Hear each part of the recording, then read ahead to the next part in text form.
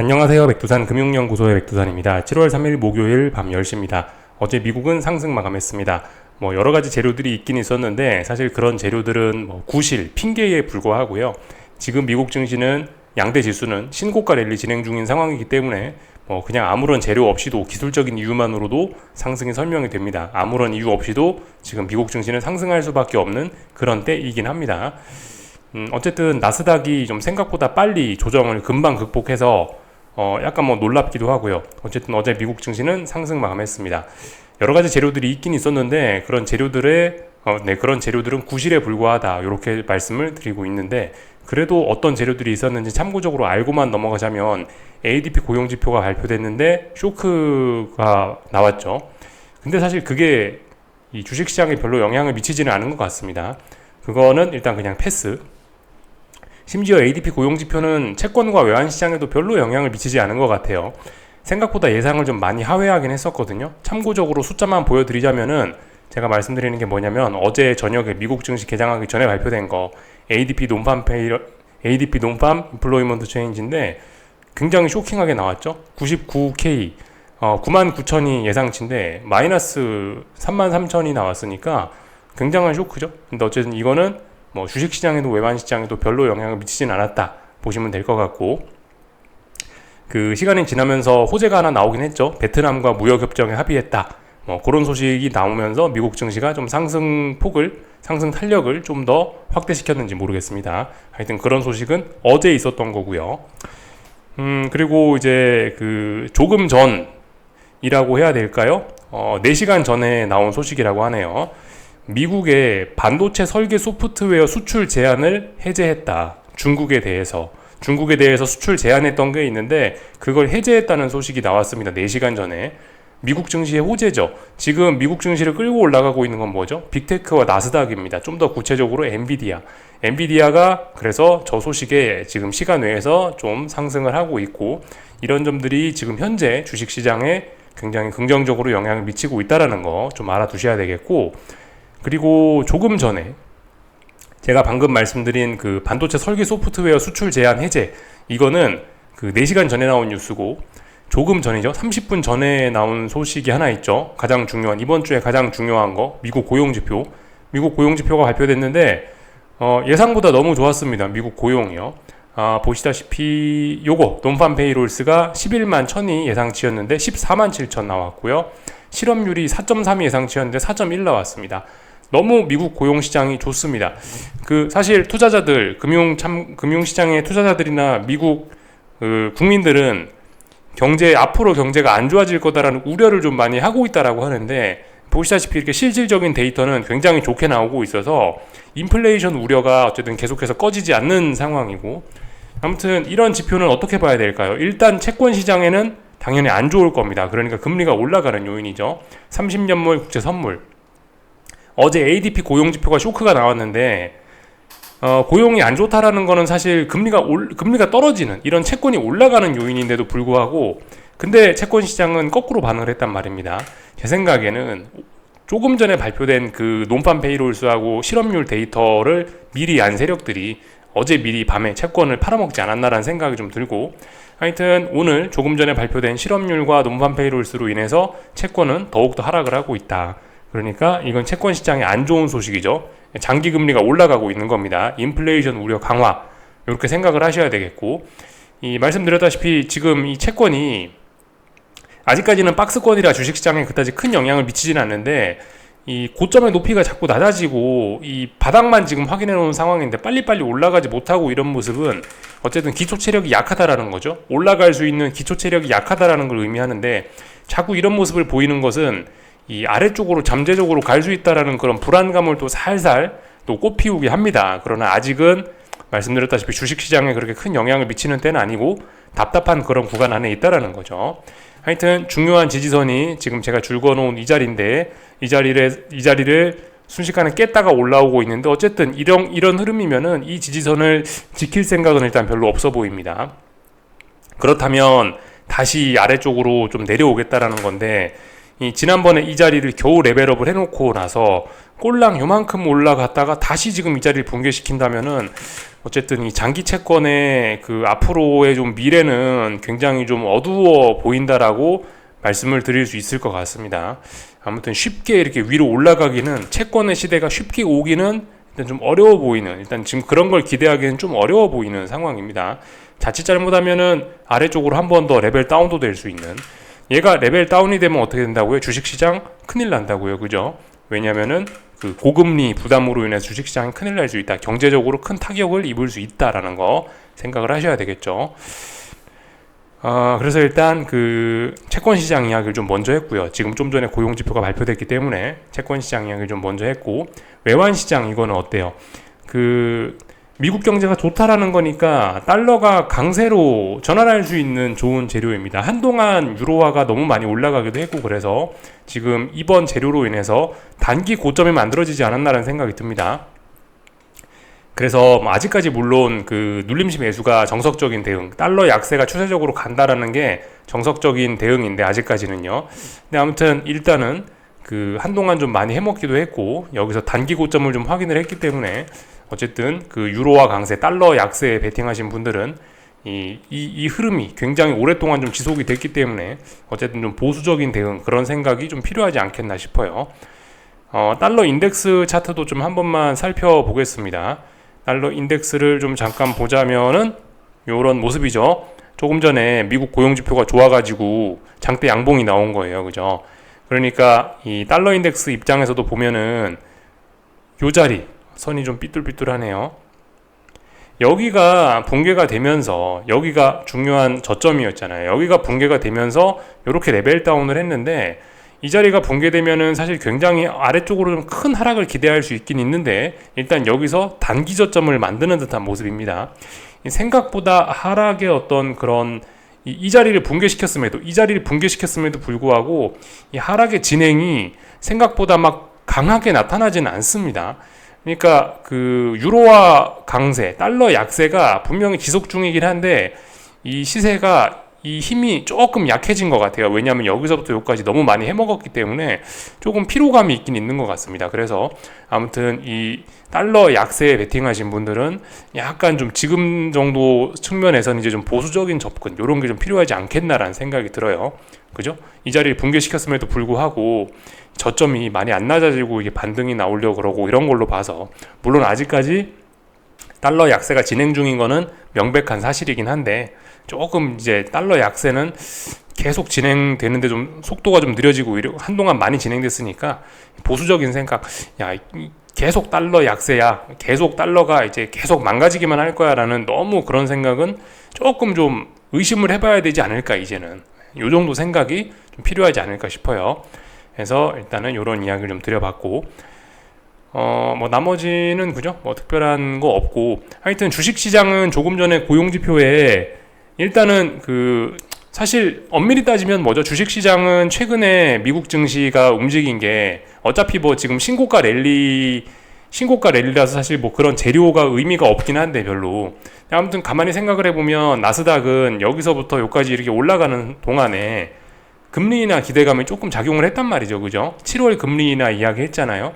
근데 7월 금리 인하를 이야기를 했음에도, 근데 지금 그 7월 금리 인하 기대가 조금 전에 고용지표 때문에 조금 좀 많이 가능성이 좀 낮아졌잖아요. 7월 금리 인하 기대가 좀 낮아졌잖아요.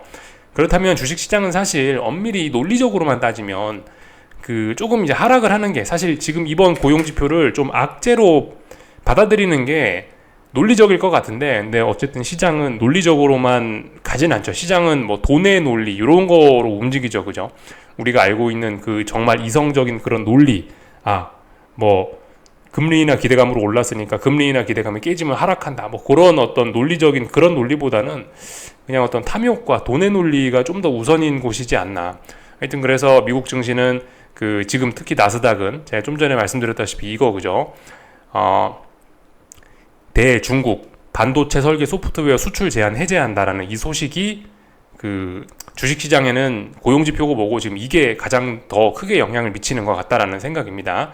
그래서 뭐 보시다시피 나스닥이고 뭐고 계속 신고가를 진행하고 있고, 5일선을 나스닥이 살짝 깼었음에도 불구하고 어젯밤에 바로 회복했기 때문에 지금 나스닥이죠, 굉장히 탄력적으로 올라갈 수 있는 그런 구간이다.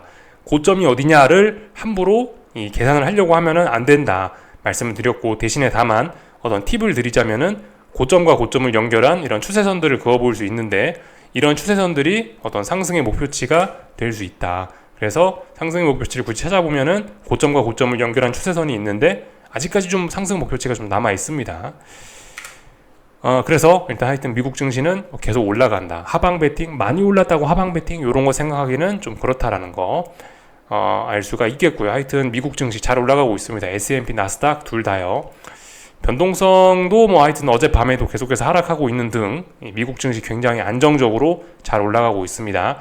지금 이거는 약간 그 스포츠카 같이 그렇게 오르는 게 아니고 무거운 대형 화물 트럭처럼 그런 느낌으로 좀 올라간다라고 봐야 될 것 같아요. 그러니까 무슨 이야기냐면은 이 약간 스포츠카처럼 상승한다라면은 빅스가 이런 개념으로 좀 떨어지고 급격히 이렇게 올라가는 이 뭐 그런 걸 좀 기대를 할 수가 있는데, 지금은 약간 좀 비유가 좀 와닿으시려나 모르겠지만 마치 무거운 대형 화물차가 이 무게로 꾹 짓누르면서 가는 것처럼 강한 힘으로 쿵 하면서 변동성을 안정시켰고 아래쪽으로 지지선을 깨버렸고, 그 상태에서도 계속 브레이크가 밟히지 않고 계속해서 아래쪽으로 쭉쭉쭉쭉쭉 어떤 힘으로 꾸준히, 강한 힘으로 꾸준히 밀어붙이고 있는, 서서히 밀어붙이고 있는 이런 모습, 일단 굉장히 어떤 미국 증시에 지금 강한 힘이 작용을 하고 있는 것 같긴 합니다.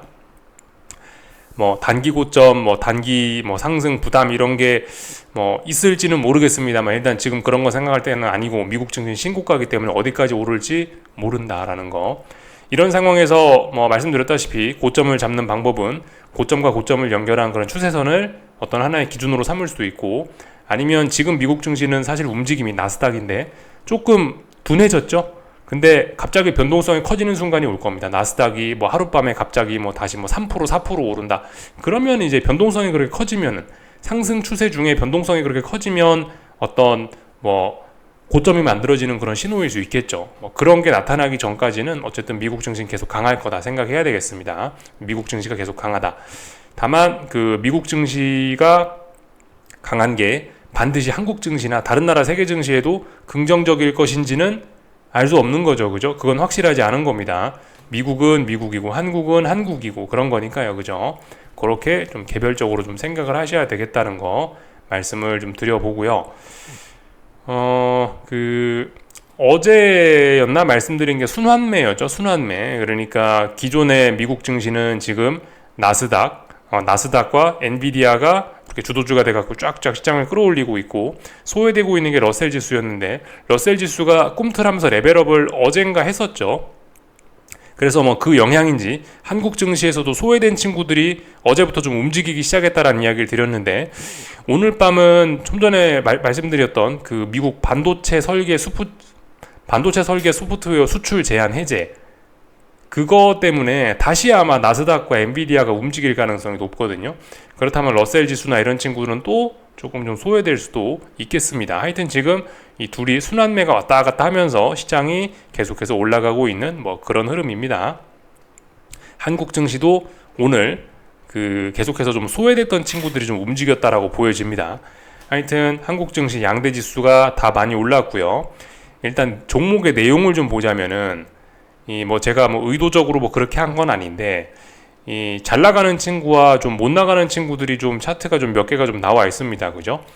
그 평상시에 잘 나가던 친구, 그러니까 뭐 시장의 주도주, 진짜 강한 친구들, 하이닉스, 뭐 두산 에너빌리티, 뭐 이런 친구들이 일종의 뭐 지수를 끌고 올라간 뭐 시장의 주도주라고 이렇게 볼 수 있지 않겠습니까? 그죠? 근데 뭐 상대적으로 그 유달리 좀 소외가 됐던 친구들이 뭐 2차전지 에코프로 BM이라든가 뭐 SK 이노베이션 같은 뭐 이런 종목이라든가, 아니면 뭐 제약바이오 같은 종목이라든가 최근에 확실히 좀 움직임이 좀 안 좋긴 했었죠. 근데 어제쯤부터 해가지고 그 확실히 이런 움직임이 좀 달라지긴 했다. 어제쯤부터 잘 나가던 친구들이 이렇게 좀 꼬꾸라지고 있고, 못 나가던 삼성전자 같은 친구들이 급등을 하고 있고, 뭐 2차전지나 이런 그 제약바이오 같은 친구들이 급등을 하고 있는 그런 모습들이 좀 나타나고 있다라는 거예요. 물론 이 흐름이 얼마나 이어질진 잘은 모르겠지만, 일단은 지금 하여튼 소외되고 그 서럽게 소외받던 그런 종목들이 일단 2거래일째 움직이고 있습니다. 오늘 밤에는 뭐 말씀드렸다시피 반도체 설계 소프트웨어 수출 제한 뭐 그거 때문에 다시 엔비디아가 뭐 치고 오르면서 또 다시 주도주, 뭐 예를 들면은 뭐 내일은 다시 뭐 두산 에너빌리티가 움직이고 다시 하이닉스가 움직이고 뭐 이럴지 모르겠습니다만은, 일단 하여튼 그 오늘까지는 이런 소외된 친구들이 좀 움직였다라는 거를 알 수가 있겠습니다. 소외된 친구들, 뭐 상대적으로 뭐 코스닥, 그죠? 코스닥이 조금 더 많이 올랐고 코스피가 조금 적게 올랐고 하여튼 뭐 그런 모습입니다. 일단 그렇게 볼 수가 있겠고, 그 코스피는 그 레벨업이 지금 좀 애매합니다. 레벨업이 되긴 됐거든요. 421이 저항이라고 말씀드렸죠. 여기 6월 25일 날 시가가 420.85인데, 근데 대충 이제 421이라고 보고 421자리가 돌파 한착되면 레벨업이라고 봐야 되는데 조금 좀 아리까리합니다. 뭐 그렇지만 일단 레벨업은 레벨업이라고 봐줘야 되겠죠. 코스피 레벨업을 했고, 그렇다면 상승의 목표치는 어디까지? 일단 선물 440까지 일단 목표치가 열렸다라고 봐야 될 것 같습니다. 지금 코스피 또 폭등할 수 있어요. 잘 생각해 보시면 뭐 5일선을 깬 적이 없죠. 여기서부터 여기까지 5일선 깬 적이 없이 쭉 잘 올라왔단 말이에요. 이 구간을 쭉 잘 올라왔고, 여기서 또 기간 조정이에요. 그렇다면 얼마나 또 많이 올라갈 수 있을지 또 상상을 좀 해봐야 됩니다. 지금 이 가격 조정이 안 나타나고 있어요. 여기서부터 여기까지 올랐는데 가격 조정 조금 나타나고 나서 이렇게 오른 거거든요. 이렇게 올랐는데 기간 조정이에요. 기간 조정이라면 굉장히 또 많이 오를 수도 있다라는 거. 그래서 말씀드리는 게 하방 베팅은 위험하다라는 겁니다. 여기가 붕괴돼야지 최소한의 하방 베팅의 근거가 등장하는 겁니다. 그죠? 아직까지 한국 증시 강하다라는 거고, 말씀드렸다시피 굉장히 비싸 보이지만 삼성전자 같이 소외되던 친구들이 또 움직이기 시작하면은 코스피 빠지는 게 아니고 더 올라갈 수도 있다라는 거 생각을 해봐야 된다라는 거. 그리고 오늘 코스닥도 좀 움직였는데, 코스닥은 어디 돌파 한착해야 된다고요? 여기 1307자리 돌파 한착해야 레벨업이 돼서 또 상승의 목표치가 쫙 열리게 될 겁니다. 그러니까 지금 코스닥은 1307자리 돌파 한착하면은 사실상 여기 있는 이 직전 고점, 여기 전 고점 자리 돌파 한착하는 거고, 그러면은 상승 목표치는 뭐 대략적으로 일단 1차로 여기, 뭐 2차로 여기 이렇게 상승 목표치가 좀 제법 널널하게 열리게 됩니다. 근데 어쨌든 아직은 넘어가지 않았다라는 거. 아직은요, 그죠? 그래서 이렇게 넘어가지 않았을 때는 어쨌든 여기가 뭐라고요? 여기가 저항이니까 저항 부근에선 보수적인 대응이 필요하다라는 겁니다.